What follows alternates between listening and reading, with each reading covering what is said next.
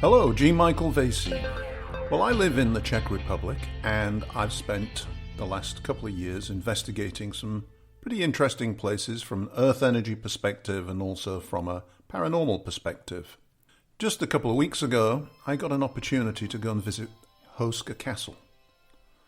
Now, Houska Castle is quite famous because it's known as the gates to hell. Well, most people love a creepy story, especially if it comes wrapped in mystery and features castles, strange creatures, and strange stories. Houska Castle in the Czech Republic has been quite the creepy story, making appearances on all sorts of paranormal podcasts, and even an entire episode of Ghost Hunters International that you can find on YouTube. It's a story that I also used in my Czech Ghost Stories book, wrapped in sensationalism, mystery, and horror. My book is called The Most Haunted Country in the World, Czech Republic. It's available in paperback, Kindle, and audiobook, if you're interested. Now, Houska Castle, as I said, is known as the Gateway to Hell, a reputation that is built up over the years around a story that appears to have been repeated and embellished with each telling and retelling.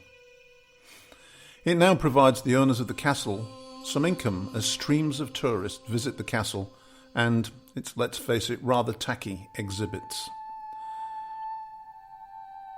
Over 1,000 years ago, much of the Czech countryside would have been dense forest. In the Houska area, those forests would have been dark, gloomy, damp, and eerie, as the area is famous for its sandstone formations known locally as scarly. The sandstone in the area erodes out into block-like formations that jut ominously in many locations, creating an eerie but beautiful landscape. Millennia ago, this landscape would have been like an alien world for the sparse population in which the imagination would, and could, run riot. There were few settlements and fewer people, who still clung to many pagan beliefs about woodland spirits, demons, and ghosts. Not surprisingly, the area developed an evil reputation. Demons and half-human monsters were said to roam the deeply incised, tree-covered valleys, seeking human and animal victims and warm blood. The discovery of a deep crack or fissure in the sandstone certainly wouldn't have helped matters much in terms of the area's terrifying reputation. Efforts to fill the fissure with stones and boulders failed. In fact, they had no impact whatsoever. The thing seemed endless. A crack of doom in the Earth's surface from which goodness knows what monsters, elementals, and spirits emerged. Rumours suggested that this fissure without end was a gateway to hell, and that demons and spirits used it as a conduit to Satan's fiery regime for wicked, hell-bound human souls and the innocent victims of demonic activity in the area. Local farms mysteriously lost animals, and passers-by avoided it in the darkness. Something had to be done. And at some point in the 900s, it seemed as if a chapel was built over the crack in the earth in an attempt to close it and lock out the demons. In fact, no one is really sure when the castle structure was built, as mysteriously the records have all disappeared. This fact is even more dramatic given that the Czech Republic is littered with fairy tale-like castles, each with a thoroughly documented and proud history. The first mentioned structure on the site, however, was a small wooden fort in the 9th century, though it is believed that a structure may have existed on the site since the 6th century. Part of Houska's mystery is that it is the exception to the rule in not having a documented history. In fact, it doesn't even appear on some maps, as if it were meant to be a secret that was kept, well, secret. The story of Houska becomes even stranger, however, for as the structure was being built, the landlord agreed that whichever condemned men would be lowered on a rope into the crack in the rock to describe what he saw there would be freed. A volunteer was lowered only a few feet into the hole in the earth before he started screaming hysterically. He was immediately retrieved and found to have suddenly developed snow-white hair, aged at least 30 years, and had become quite mad. He died the following day without divulging what horrors he'd seen in the gates to hell. One can imagine that work resumed on the castle with even more urgency than before. The castle or structure that was built there was also very strange. It had defensive structures inside, facing inside the castle as opposed to outside, to keep out intruders. Rather, it seemed designed to keep something in. Although it had several floors, there were no stairs connecting the floors, and additionally it had fake windows in the upper stories. A very strange castle indeed. Added to that was its location, which was far from anywhere and not on a pathway or road. It didn't have a source of water, and it was for all intents and purposes a castle that was built where no castle would normally ever be constructed. The fissure, or endless hole, apparently now lies beneath the floors of a small chapel. Painted on the walls of the inside of the chapel are rather strange designs that include the only known example of a female left-handed centaur shooting a man with an arrow. On another wall is the image of St. Michael plunging his lance into the mouth of a fearsome dragon. Other images include St. Christopher, an angel weighing human souls, and the Christ. Having studied the chapel myself, I can tell you that there is an energy there that after only a short while becomes unbearable. I had a headache for several hours after leaving. Interestingly, these murals add mystery to the castle, as being left-handed in medieval times was thought to be a sign of evil, the left-hand path, and St. Michael was the archangel tasked with fighting hell's hordes.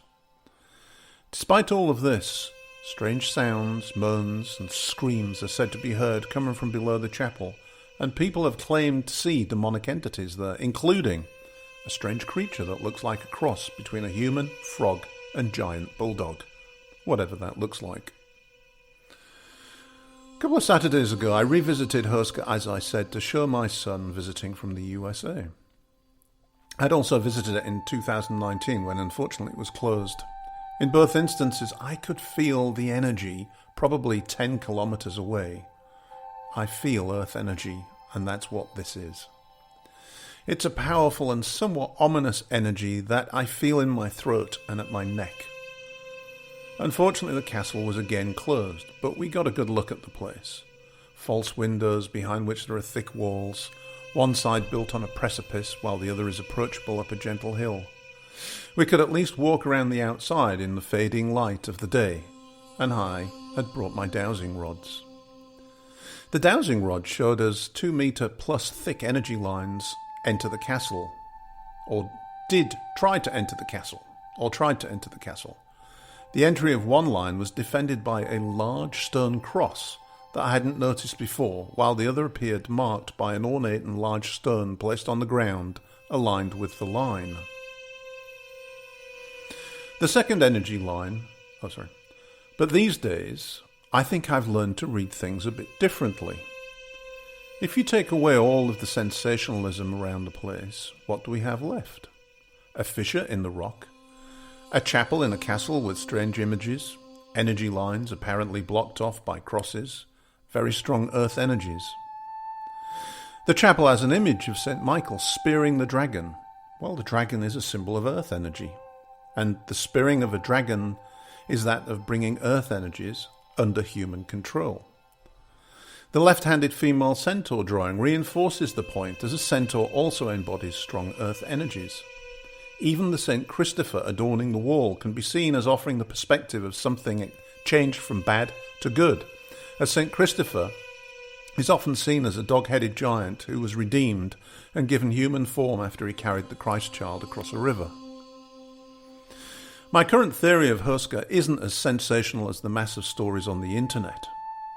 I think that this is a place of tremendous earth energies emanating from the sandstone there. Those energies can be felt for kilometers around the place and give it a strange and mysterious, powerful vibe. I think that the attempt to block the energy with the chapel, castle, and the stones blocking the energy lines has disrupted the natural flow of these energies, and this is usually enough to give the energy a negative feel. Disrupted energies like that also attract entities, possibly explaining the ghost and creature sightings there. Indeed, a local we met walking her dog told us matter-of-factly there were many strange ghost sightings in the vicinity. The earliest written references to the castle says that it keeps something that must not be named from escaping into the outside world. I'm unable to find any pre-Christian information about it, but I wonder if the earth energy was that something unnamed. Was it, or had it been a pagan Slavic site utilised for that energy? I'll continue to research it to see if I can find out. Meanwhile, no wonder the place was used by the Nazis and other negative occultists. The energy there would lend itself to such work, especially as the energy had been throttled and subverted.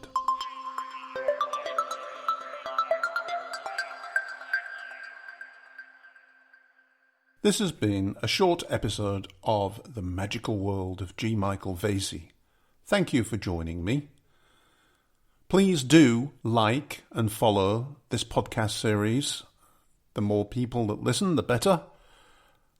And also do visit my blog, garymvasey.net. Or, if you have a ghost story, please do share it with us at myhauntedlife2.com.